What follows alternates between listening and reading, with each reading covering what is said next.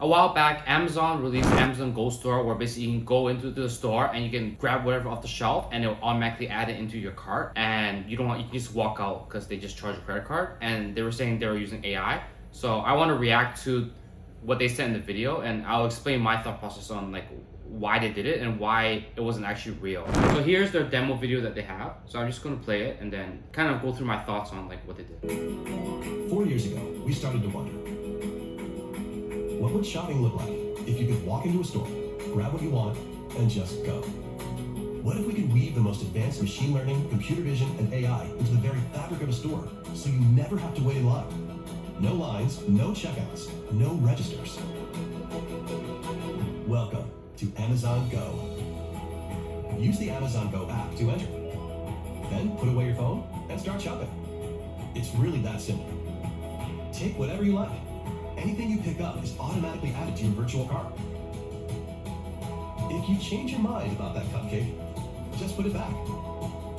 So the reason why this problem is really hard to solve is basically, so let's say you come in and then they scan your Amazon app. So now they know, okay, you're in the store, right? So in the moment you grab the item off the shelf, now they use computer vision to understand what the actual item is. They can probably kind of get that right now, but if it's a different angle, right? Like if the cupcake's on top, you can see it's a cupcake, but if it's on the side, maybe you can't see it, right? So I can see why like that's a huge problem. And the moment you take it off the shelf, like how do you know what's a shelf and what's not the shelf, right? That's very hard to see, right? So that's already a huge problem in computer vision that is very hard to solve. So I can kind of see why they kind of faked it. So they will take it off, and then when they put it back on the shelf, how do they know, right? So there's different ways I can think of you can solve it. One is maybe on each item, you kind of put like a NFC chip or put on something where it's like, oh, you can mark it when it got pulled off the shelf and when you got put it on. That might be one method to do it. But then now it adds more cost because now you have to add this to every single item in the store, and that doesn't make a lot of sense either, right? That is a huge problem. And there's just two different angles, right? So I think what Amazon was thinking was like, oh, we can say it does all this, but then the humans would be cheaper. Because you remember, Amazon has a service called Mechanical Turk, where basically you can pay pennies for people to go do your task for you.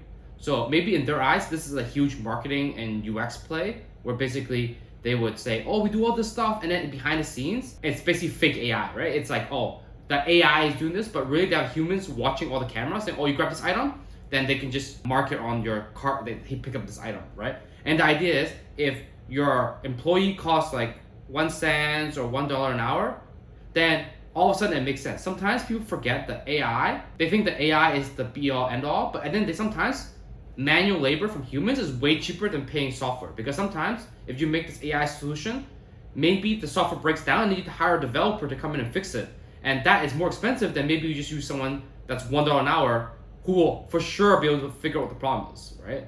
And sometimes people overhype automation. So that's what, generally speaking, when I talk to clients, sometimes I tell them, hey, maybe it's better you hire a human to do this part and then like kind of do what Amazon's doing of like having fake AI. And you can actually save more costs and have it more redundant system. Our technology will update your virtual cart automatically. So how does it work?